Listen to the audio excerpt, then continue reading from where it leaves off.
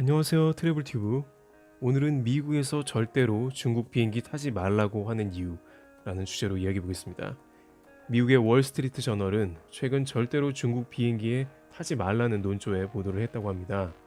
중국 비행사가 특별히 사망사고를 많이 낸 것은 아닌데 느닷없이 왜 그런 이야기를 했을까요? 그것은 중국이 숙련된 조종사가 아닌 비행시간이 짧은 조종사를 대거 채용하기 때문이라고 합니다. 11월 7일 중국 국제항공은 홍콩에서 다롄으로 가는 비행기 안에서 파일럿이 담배를 피웠다고 합니다.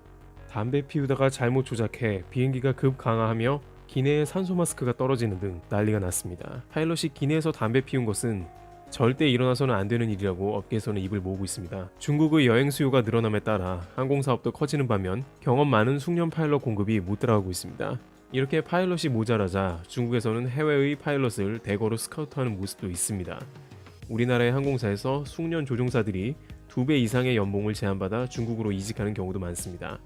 하지만 일부에서는 요즘에는 거의 자동으로 비행을 하므로 경험 있는 파일럿이 굳이 필요하냐는 의견도 있습니다. 실제 대한항공 조양호 회장이 파일럿의 역할이 크지 않다는 취지의 발언을 해서 논란된 적이 있습니다. 그런데 일부에서는 요즘 최신 기종은 실제로 오토파일럿이 뛰어나서 과거보다 안정적이라는 이야기를 합니다. 실제로 순항 중에는 파일럿은 문제가 생길 때 주로 개입을 하고 그 외에는 보정 업무를 맡아 부담이 준 건 사실입니다. 그리고 중국의 신규 항공사나 기존 항공사들도 기재들이 대부분 최신이라서 구기재보다 안정적이라는 평입니다. 실제 중국에서 인명사고는 2010년 허난항공에 44명이 추락한 사고 빼고는 아직은 없습니다. 따라서 이런 기사가 나온 배경에는 미국과 중국의 무역 전쟁의 일환으로 중국 때리기가 아니냐는 의견도 있습니다. 또한 중국의 항공사는 미 항공사를 압박할 정도로 가격면에서 저가 공세로 나올 때가 있습니다. 미주 노선 등에서 중국의 성장세로 수요가 중국 항공사로 흡수되면서 미국 항공사들에게 영향이 있는 것 같습니다.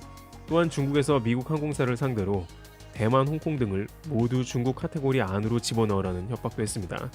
결국 미국 주요 언론사마저 미중 무역 전쟁에 대한 대중국 입장을 기사로 내고 있는 형국인 것 같습니다. 중국 항공사에 대한 기사는 실제 문제가 심각하기보단 미국에서 중국에 대한 태도를 보여주는 논조라는 것이죠. 현재 양국 정상회담을 코앞에 두고 있는데 앞으로 어떻게 풀려나갈지 전 세계의 시선이 쏠리고 있습니다. 트래블튜브 오늘 영상 마치겠습니다. 감사합니다.